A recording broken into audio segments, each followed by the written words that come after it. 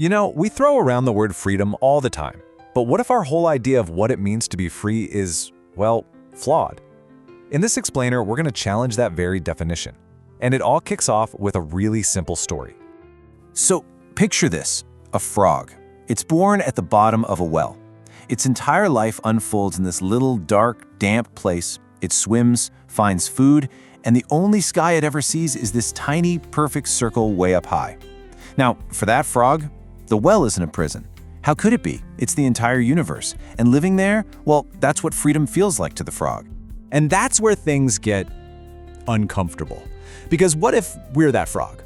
Seriously, what if the freedom we all celebrate is just us splashing around at the bottom of a well we don't even know exists?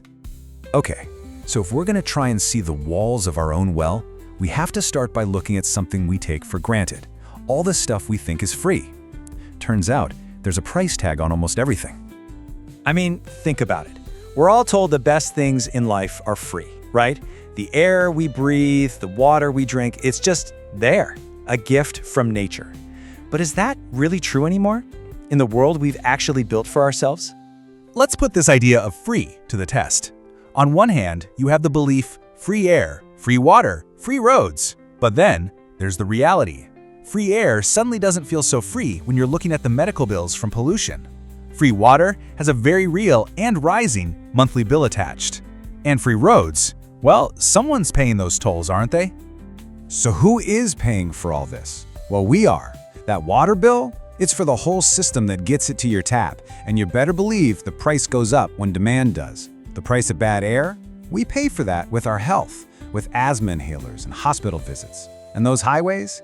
Sometimes we're the ones paying the tolls, while big corporations get a free pass. And this really cuts to the core of it, doesn't it?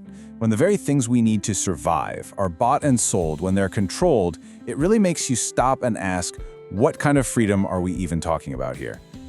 But here's the thing, this is where we have a massive advantage over that frog in the well.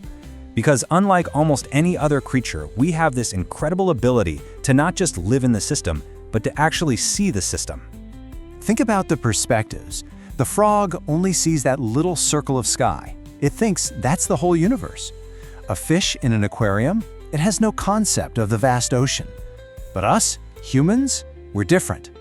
We have memory, we have history, we can look at how things are now and compare it to how they used to be, or even more powerfully, how they could be. We can see the machinery. Right. A bird trying to breathe smoggy air doesn't sit there and think about carbon emissions or corporate policy. It just struggles. But we can. We can connect the dots. We can see why the air is bad. We can figure out why the well was built in the first place and who it's really serving. And that, right there, is our superpower. Okay, but just because we can see the system doesn't mean we can easily change it. And that leads us to this really interesting and kind of chilling idea called decorative freedom. What is it? Well, it's the freedom to say whatever you want, as long as it doesn't actually change anything important. Picture it, a huge crowd of people protesting. They're chanting, they've got signs, they're passionate. They have freedom of speech, for sure. But if the people making the decisions are inside a soundproof room with the doors locked, then what is all that speech? It's just noise. It's freedom that looks good, like a decoration, but it isn't actually a tool you can use. So, if the outside world is full of these systems, these wells that are really hard to change, then where does real freedom even start? And that's what we're getting into next. The idea that maybe, just maybe, true freedom begins inside our own minds. And to really get our heads around this, we have to ask a tough question. What is modern slavery? Because it probably doesn't look like you think. There aren't always chains. Yeah, forget the physical chains for a second. Modern slavery is a system. It's a lot quieter, more subtle. It's something that's been designed and built over a long time with rules that just so happen to make sure a very small group of people benefit while everyone else foots the bill. And you can see the signs of this system everywhere. You see it when natural resources, things that should belong to everyone, get funneled into private hands, and then we have to pay to use them. You see it when a few people get what's called contractual freedom to do whatever they want with those resources, while the rest of us don't. It's a system that says, hey, the profit from chopping down this forest is more important than the clean air that forest gives to all of us. Which brings us to what might be the most important point in this whole explainer. The well itself, the economic rules, the politics, those are all prisons on the outside. But the most powerful prison, the one that's hardest to escape, that's the one we build inside our own heads. It's a prison made from a lack of imagination. The antidote to that prison is something we can call psychological freedom. What is that? It's the power to think beyond the walls you can see.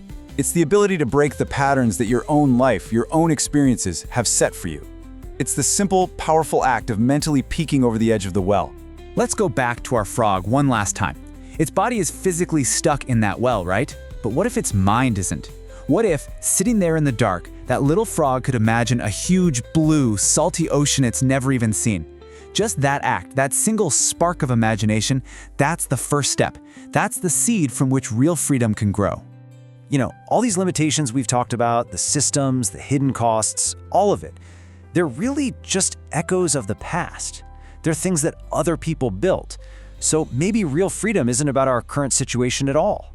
Maybe freedom is measured by the size of the future we dare to imagine. So I want to leave you with this.